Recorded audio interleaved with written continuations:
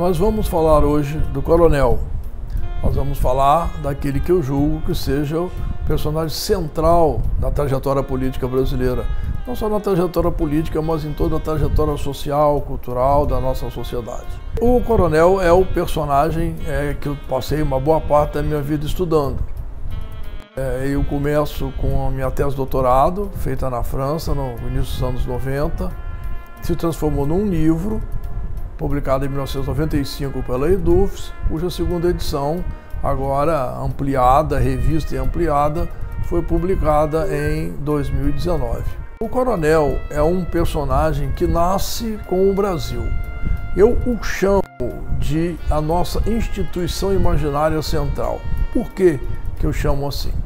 Porque toda a sociedade ela se organiza em torno de certos símbolos centrais, de certos ícones, aquilo que eu chamo de instituição imaginária. Então vamos pensar a sociedade brasileira.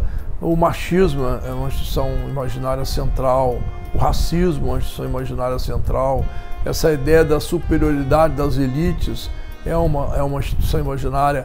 Vamos pensar o caso do Espírito Santo, esse mito da ausência de identidade é uma instituição imaginária. Então uma sociedade se organiza em torno dessas instituições.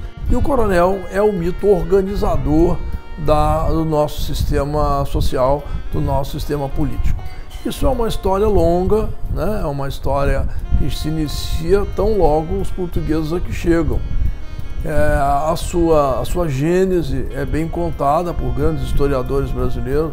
O Caio Prado Júnior trata disso, o Sérgio Buarque de Holanda trata disso, o Gilberto Freire trata disso, mas fazendo, eu acho que aquele que dá mais densidade nesse tratamento é o Raimundo Faoro em seu livro Os Donos do Poder.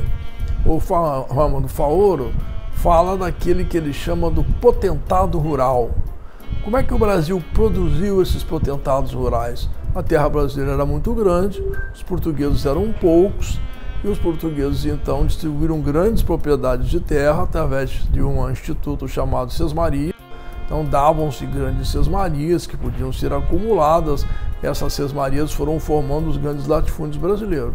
Então esses latifúndios eram plantadores de cana-de-açúcar desde o século XVI. Mais tarde teve também outras culturas, mas a cana-de-açúcar é a fundadora. Então essas grandes propriedades elas eram administradas, elas eram comandadas por esses grandes senhores da terra, né? Mas elas eram operadas pelo trabalho escravizado indígena e sobretudo pelo trabalho escravizado dos africanos. Então nós construímos uma sociedade colonial com base num pequeno número de potentados, que eram os homens de bem, os homens filhos de algo, os fidalgos, que é a origem das nossas câmaras de vereadores. A Câmara de Vereadores é a primeira instituição política do Brasil, ela chega aqui com os portugueses, então só esses potentados eram essas câmaras. Como nós não tivemos a aristocracia da terra, nós não tivemos uma monarquia estruturada em sangue real, uma realeza, quem aristocratizava os indivíduos era o fato de ser grande proprietário de terra, era o fato de pertencer a essas instâncias de poder que eram as câmaras municipais, e também importante que o Império Português tinha uma instituição chamada as milícias de ordenanças, e esses homens poderosos também eram os coronéis, eram as patentes militares dessas milícias e ordenanças. De fato, nós criamos um personagem importante. Eu chamo de um senhor total.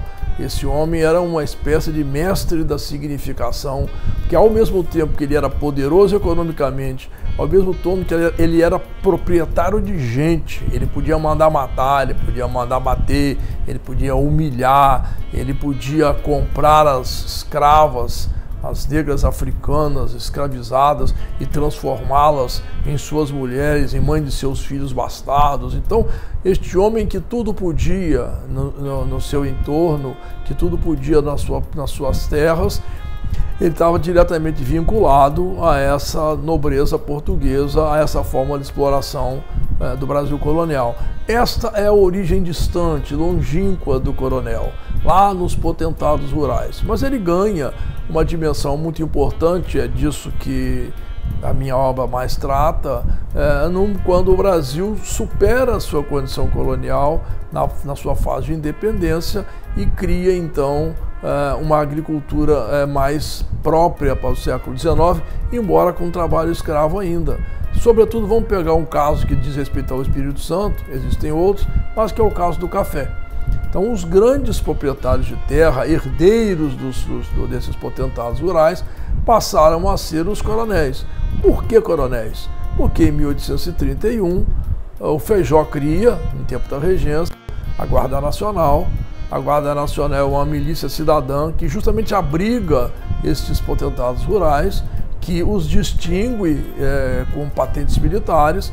Então são criados os coronéis da Guarda Nacional, que eram, obviamente, esses homens importantes. A Guarda Nacional vai perdendo importância a partir do surgimento do Exército Brasileiro, sobretudo a partir do fim da Guerra do Paraguai, até que se transforma numa ordem basicamente simbólica. O título de coronel da Guarda Nacional é dado até os anos 20 do século passado, mas já era dado mesmo como uma espécie de título nobiliárquico, como uma espécie de título para engrandecer a pessoa, e não era mais uma patente militar propriamente dita. Mas daí se forma, a partir do café, se formam esses grandes personagens que deram a vida à nossa República. A República Brasileira é uma república de coronéis. Vamos falar então um pouco agora deste personagem, o coronel republicano, pronto, grande propriedade de terra em nosso estado. Vamos falar deste coronel em nossa região. Vamos falar que a região que produziu o maior número de coronéis do Espírito Santo foi a região do Vale do Itapemirim. A capital cultural do Vale do Itapemirim, a capital econômica do Vale do Itapemirim, no final do século XIX, era obviamente Cachoeiro do Itapemirim. E uma só propriedade, a Fazenda Monte Líbano, gerou a oligarquia mais importante que o Estado já teve. Gerou um presidente do Estado, Jerônimo Monteiro, em 1908, gerou um segundo presidente do Estado, Bernardino Monteiro, em 1916, gerou o bispo do Espírito Santo, o segundo bispo nosso, Dom Fernando, que foi bispo nomeado em 1903. De lá saíram também o Florentino Avidos, cuja imagem nós vemos aqui às minhas costas, casado com uma das irmãs Monteiro, a mais nova. Enfim, então, uma propriedade de terra que articulava e organizava, então, a vida política capixaba. Mas o coronel não é só o herdeiro do patronato. O coronel também é progresso. É isso que é o coração do meu trabalho. O coração do meu trabalho, eu chamo o coronel de o portador da violência e do progresso. Por que o progresso? Porque na região de Cachoeiro do Itapemirim, na capital econômica do Espírito Santo na época, nós tínhamos uma cidade cortada por ferrovias, uma cidade que tinha luz elétrica, a quinta cidade brasileira a ter luz elétrica, uma cidade que tinha todos os componentes modernos de uma urbanização que se anunciava no final do século XIX, republicana, uma cidade positivista, uma cidade que tinha jornais importantes, como o Cachoeirano, enfim, uma cidade que produziu elites, que produziu a República e que produziu modernização. Evidentemente que essa modernização estava com o pé no atraso, que esta é a ambiguidade central da sociedade brasileira, né? Nós somos sempre tributários do atraso, mesmo quando pensamos em avançar. E os coronéis avançaram porque construíram um Estado republicano, porque tornaram-se em boa parte abolicionistas, porque abrigaram a chegada dos imigrantes italianos e germânicos, mas também foram produtores de uma democracia fartamente manipulada, de eleições que eram mais uma farsa do que um processo eleitoral, porque junto com a República Brasileira veio o tal voto aberto, quando todo mundo sabia em quem votava, que era um instrumento óbvio de manipulação das massas. Mas os coronéis, eles são muito bem tratados, esse coronel nosso, republicano, esse coronel que domina a cena política da República Velha brasileira, ele é muito bem tratado na nossa literatura. Já que nós estamos aqui na nossa academia, vamos pensar nos grandes coronéis que a literatura brasileira produziu. O mais conhecido deles é o Mundinho Falcão, do Jorge Amado. Jorge Amado tem um ciclo de romances que a gente chama do ciclo do café, do ciclo do cacau, desculpa. É um ciclo que inicia-se lá atrás com o livro Cacau, tem Terras do Sem Fim, tem São Jorge dos Ilhéus, tem Tocaia Grande e tem a grande expressão desse pedaço aí, que é Gabriela Cravo e Canela. É neste romance Gabriela Cravo e Canela, que se transformou em novela na televisão, que se transformou em filme, que nós temos esse personagem que é o Mundinho Falcão. Aquele é um coronel. Ele é um homem que chega em Ilhéus, fugido de um caso amoroso, e ali se instala e porta o progresso. É dele a ideia de fazer uma barra que abrigue navios, a fundar a associação comercial, é dele a ideia de financiar a modernização, as linhas de ônibus para Itabuna, o próprio restaurante da personagem que dá vida ao livro, que é a Gabriela, que é um restaurante para que possa receber as pessoas que vêm de fora, enfim. Como a família Monteiro e os seus parceiros fizeram em Cachoeiro, na literatura o Mundinho fez lá em Ilhéus. E este personagem, então, explicita muito o que o Brasil é. E no final do livro, não sei se vocês se recordam, o que acontece? O Mundinho se candidata a prefeito, passa a ser o poder. Na hora que ele se candidata a prefeito, o Ramiro, que é o seu arqui-inimigo, que é a expressão da antiguidade, também é candidato. Só que o Ramiro morre um pouco antes do fim do livro e o Mundinho se casa com uma de suas filhas e se transforma no novo coronel. E aí, brilhantemente, a gente conclui que tanta coisa mudou para que pouca coisa possa mudar. A literatura expressa esse sentimento em outros autores enormes, como Érico Veríssimo, com seu Capitão Rodrigo Cambará.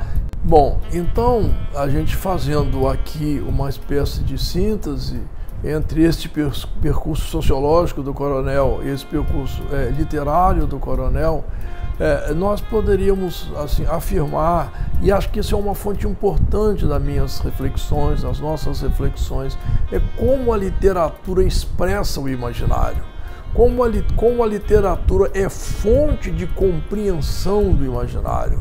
Né? Se nós formos ao Espírito Santo, por exemplo, uma obra como a obra de Renato Pacheco, A Oferta e o Altar, uma obra como Luiz Guilherme Neves, lá, A Nau Decapitada, Chamas da Missa, uma obra como a de Adilson Vilaça, O Cotaxé, todas essas obras, elas mostram as entranhas do nosso imaginário. Eu mostro, então, pela sociologia, pela história, pela construção do imaginário, este personagem, mas que ele também tem uma grande expressão literária entre nós. É por isso que ele é objeto desse episódio de hoje.